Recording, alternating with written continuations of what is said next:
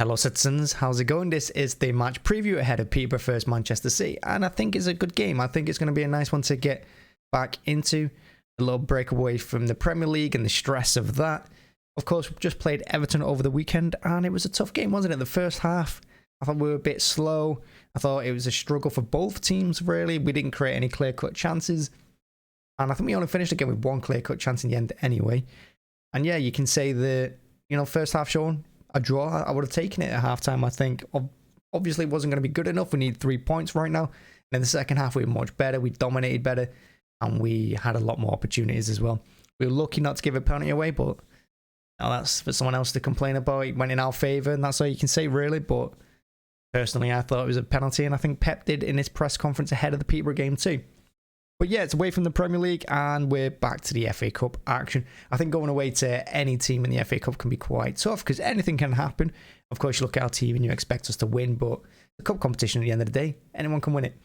And away from home, I don't think it's going to be that easy. Although looking at Peterborough's last 6 games, they've not won in their last 6 games. They've drawn 1 and lost 5, and they've only scored 1 goal in that time as well.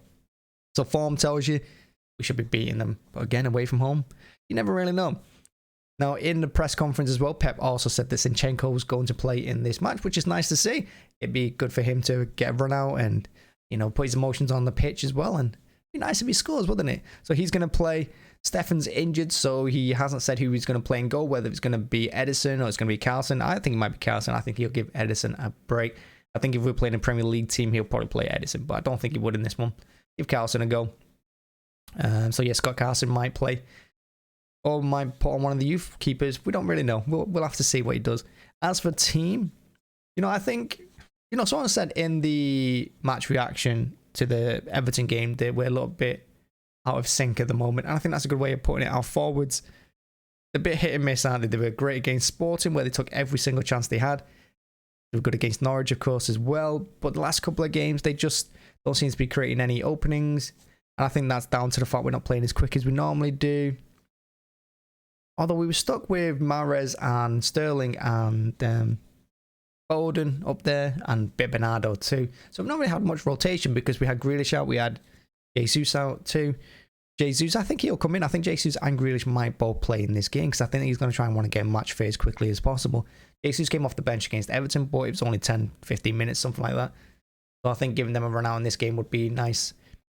Nice for the both, and nice for us as well, because I think we're going to need them going into the end of the season. As for Mahrez and Sterling, I want to save it for another video, because I think it's going to be a good topic of conversation, because both their contracts are up next season. So we've got a decision to make there on what we do with them too. But I'll leave that for another video later in the week.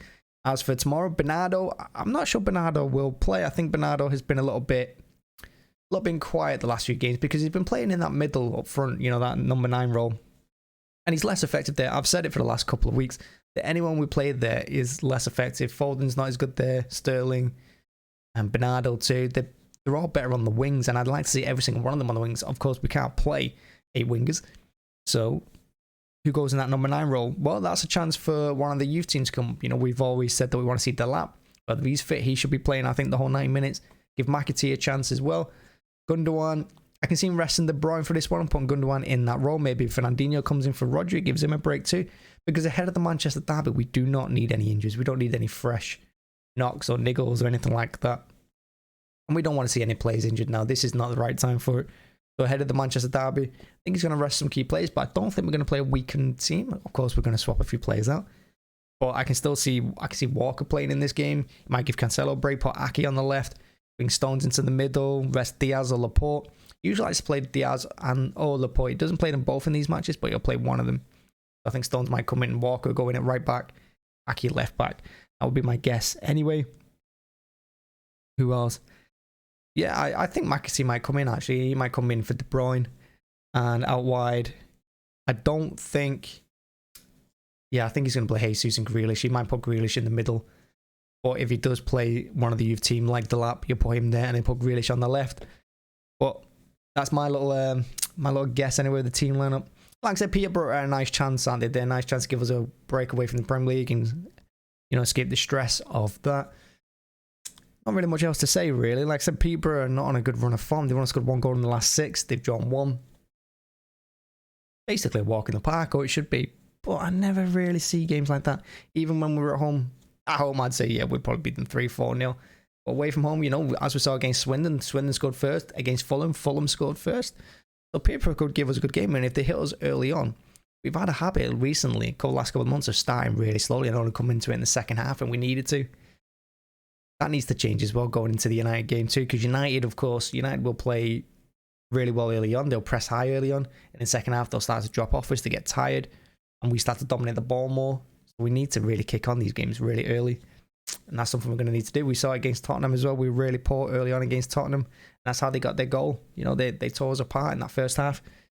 So we need to start off strong, and I want to see this the game where we kick on, and we show what we're capable of. And I want to see 3, 4, 5 goals at the least.